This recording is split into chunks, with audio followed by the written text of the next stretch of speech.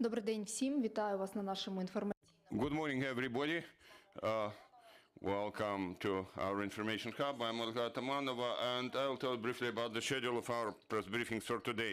At 11:30, we'll have Denis Trigubov with us, head of medical department of the National Guard of Ukraine, and we'll talk about the medical support for the National Guard of Ukraine in wartime. 2:30 p.m. we'll have Alexander Motozianik with us. Colonel Motozianik is a spokesperson of the Ministry of Defense of Ukraine. He'll tell us in more detail about the situation at the front.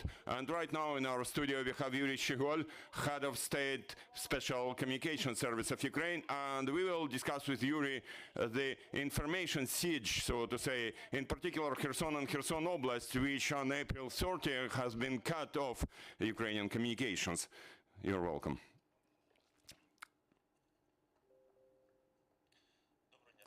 Good morning, dear friends. This is more than 2 months that Russia has been trying to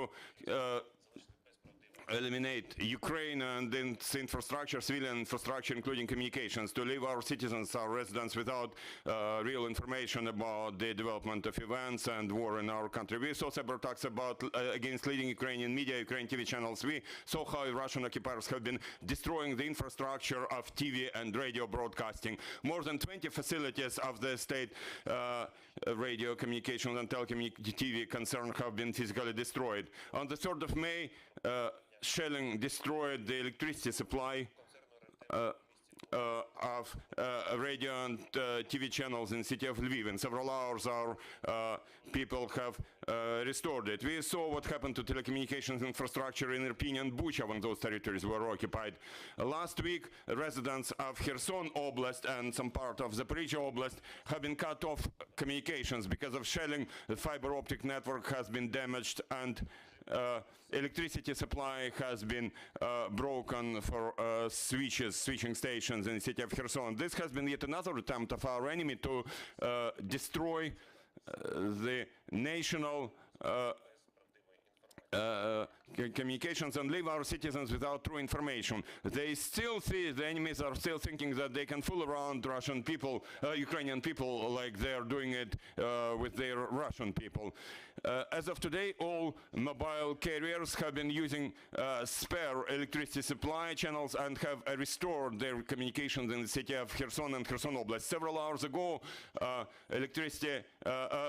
landline communications have also been restored. So we can say that Kherson is Ukraine. We don't leave our citizens alone. We have been working on restoring communications. Believe me, it's difficult.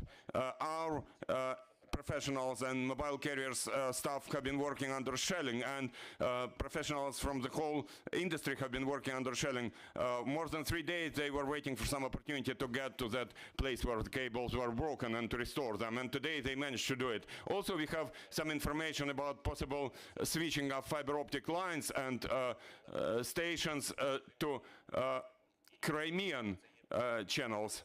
This would be a grave violation of international law. We have already applied to the ITU, International Telecommunication Union, to apply sanctions against the Russian Federation, take into account what they have been doing, up to removing them from the ITU as members. Watch Ukrainian TV, stay with Ukraine, believe in our armed forces. Thank you. Thank you, Mr. Schyhol. We understand that information siege has been used by the aggressor as one of the components in this war, because, for example, there are people leaving Mariupol, and recently, people who left Mariupol recently tell us that they are told that Kyiv has already been taken by the enemy, that Kharkiv has already been captured by the enemy. Is it possible to bring communications back to Zaporizhia Oblast, I mean the occupied territories, Berdyansk, Melitopol, Mariupol, or there is no chance to do it at the moment? At the moment, this is an example like how they change the connections of those switching stations. They take control of those switching stations and they supply internet from Russian Federation, which is completely under their control, and they try to deprive Ukrainians of information about what is happening in our country. Immediately after liberation of those territories, or immediately after those carriers get access to the infrastructure, connection to Ukraine will be restored by our people. Thank you. Dear colleagues, dear journalists, you are welcome to ask your questions. Please speak into the microphone. And share information with us. Can you confirm with me whether the mobile phone signal, if across Kherson area, has become international roaming? And I'm not sure is happening like this because this is the legal issue for the sovereignty of the state. Thank you.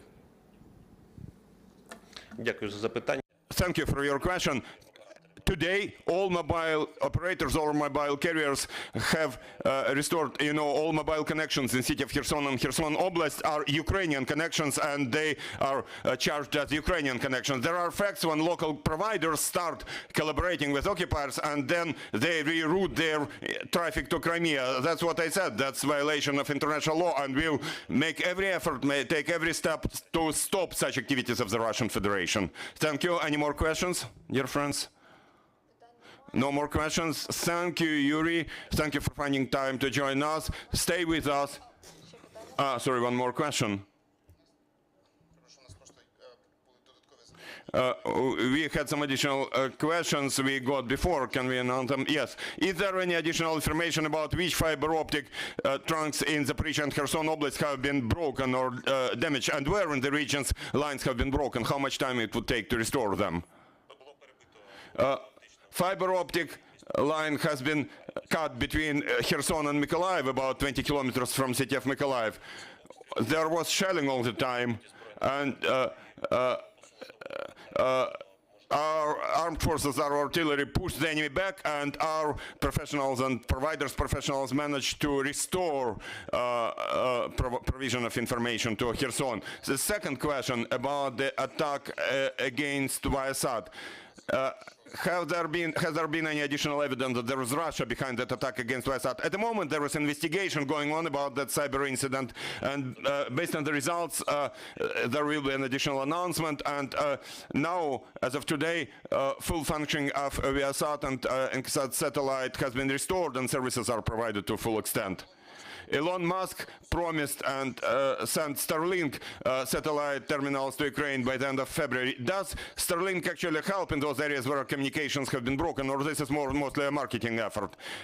This is the latest technology in telecommunications, and thanks to Mr. Musk and the whole team, we have provided communications, especially during the very first days when it was actually pretty much impossible because of permanent shelling. We have still maintained communications in those regions where there were no communications. And today, believe me, even in those parts where there are no normal communications, like part of Zaporizhzhia Oblast, part of Donetsk Oblast, which have been occupied, Starlink works, and it helps our military communicate to the commanders and the leadership.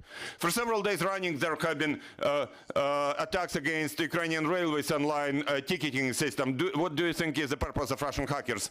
Like, as always, their purpose is to destroy Ukraine and to make as much damage as possible against Ukrainian people and Ukrainian state. But today, the service has also been operating to full scale. Our specialists, jointly with those of the Ukrainian railways, have restored it during the day. What other governmental authorities are attacked most often, and how successful we are in repelling those? Those are questions we collected before your briefing.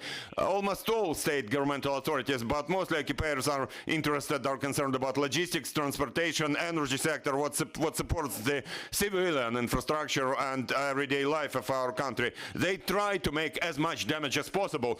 This is not war against the armed forces. This is war against Ukrainian civilians, Ukrainian people. We mentioned it many times.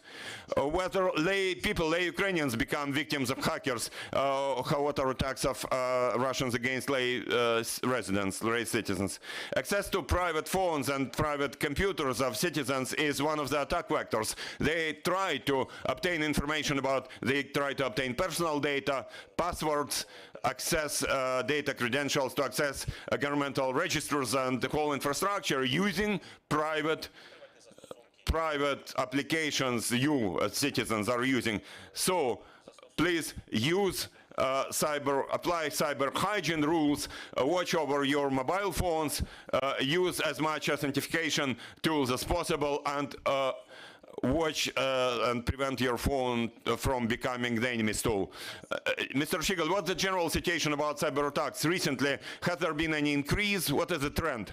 Since the beginning of this war, the number of cyber attacks has increased virtually 3 times compared with the last year.